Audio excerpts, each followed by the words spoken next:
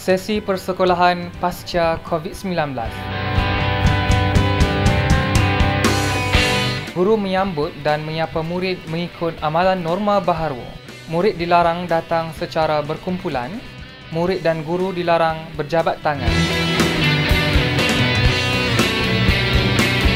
Guru mengambil suhu murid menggunakan alat pengimbas suhu badan dan merekodkan suhu tersebut menggunakan pengimbas QR.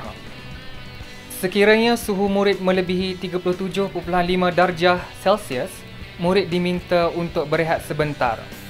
Setelah berehat sebentar, suhu murid diambil semula.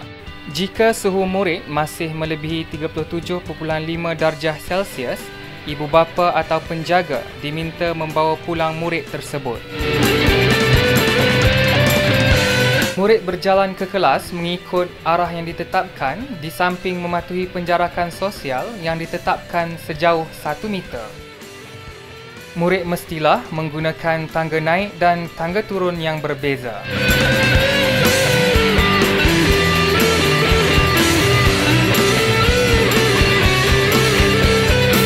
Setibanya di kelas, murid mestilah membersihkan tangan menggunakan cecair pensanitasi. Meja dan kerusi perlu dilap menggunakan kain pengelap sendiri yang dibawa dari rumah. Murid mestilah duduk mengikut pelan kedudukan yang disediakan. Dilarang berkumpul ketika di dalam kelas dan sentiasa mematuhi penjarakan sosial yang ditetapkan. Sewaktu guru mengajar, murid dibenarkan menanggal atau tidak memakai pelitup muka, dan sekiranya murid bergejala sewaktu sesi persekolahan, murid akan dibawa ke bilik isolasi untuk berehat. Selain itu, murid perlu kekal di tempat duduk masing-masing sehingga tamat waktu persekolahan dan sentiasa mematuhi penjarakan sosial. Murid tidak dibenarkan berkongsi alat tulis. Oleh itu, murid perlu menyediakan alat tulis yang lengkap sebelum ke sekolah. Murid dilarang melepak di sekitar kawasan sekolah dan hanya dibenarkan berada di dalam kelas atau bilik-bilik khas sahaja.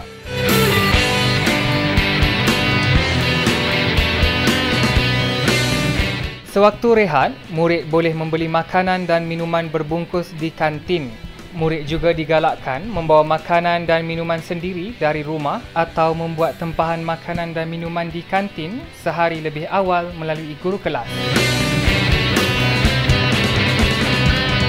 Murid dilarang berkongsi makanan dan minuman. Selepas makan, meja perlu dibersihkan. Pembalut dan sisa makanan mestilah dibuang ke dalam tong sampah yang bertutup.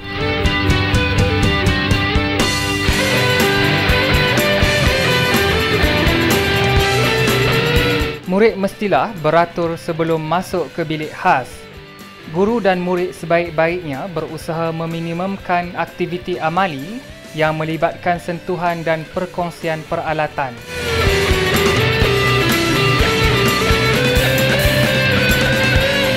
Murid yang menggunakan tandas mestilah mematuhi penjarakan sosial yang ditetapkan.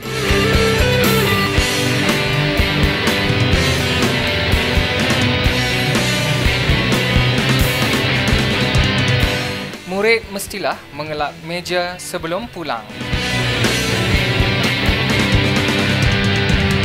Setiap kali keluar kelas, murid mestilah menggunakan pintu belakang dan tangga turun yang telah ditetapkan. Selain itu, murid perlu mengikut arah laluan keluar yang dihaskan. Murid mestilah mematuhi penjarakan sosial sewaktu pulang.